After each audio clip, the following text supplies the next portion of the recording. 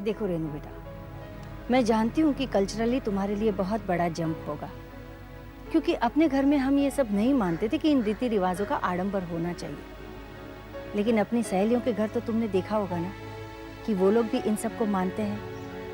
वो सब लोग भी हमारे जैसे ही होते हैं। इसी सब के बीच रहकर तुम्हें अपनी जगह बनानी होगी।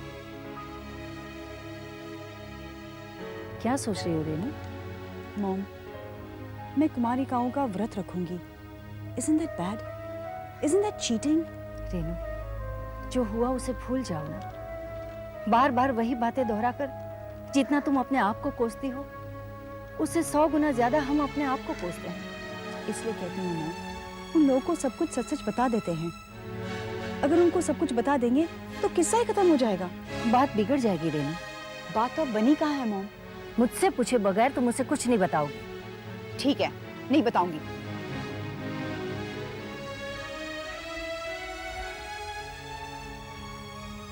क्या हुआ? तुम अचानक क्यों चुप हो गए?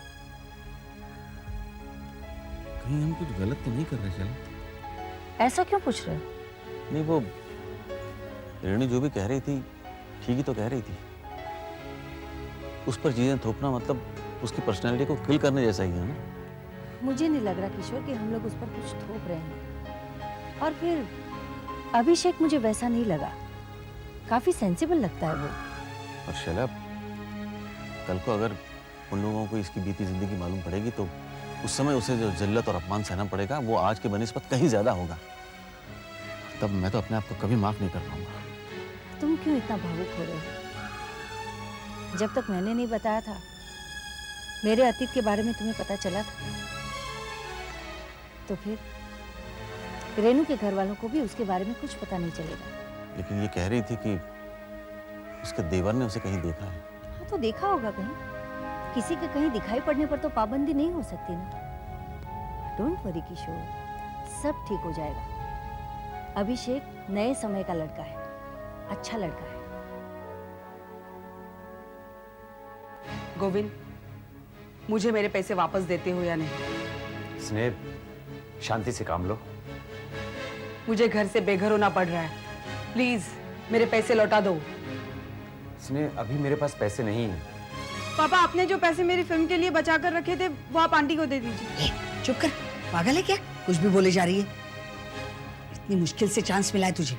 अपनी बेटी की फिल्म बनाने के लिए तुम्हारे पास पैसे हैं, लेकिन मुझे देने के लिए नहीं है। सचमुच अभी मेरे पास पैसे नहीं है स्नेह। तुम कुछ भी करो प्लीज, मैं घर से बेघर होने जा रही हूँ। ठीक है, मैं देखता हूँ कुछ अगर एडजस्टमेंट हो सकता है तो, लेकिन इमीडिएटली तो नहीं होगा। 10 दिन के अंदर मुझे पैसे चाहिए। 10 दिन के अंदर इतनी बड़ी रकम मैं कहाँ से लाऊं स्नेह? वो मैं कैसे बताऊं? तुम चाहे जो करो। तुमने वादा किया था कि तुम पैसे लौटाओगे, और तुम्हारे पास पैसे थे लेकिन तुमने मुझे दिए नहीं। अब मुझे मेरे पैसे चाहिए, वरना कानून मेरे घर पे कब्जा करेगा। तो फिर हमारे यहाँ चली आओ रहने के लिए, है ना? इससे तो अच्छा होगा मैं खुदकुशी कर लूं। पापा, आप वो पैसे दे दीजिए। मेरी फिल्म रुक सकती है, लेकिन आंटी का घर चला गया तो वो क्या करेगी? ये सोचने की जरूरत तुम्हारे पापा महसूस नहीं करते।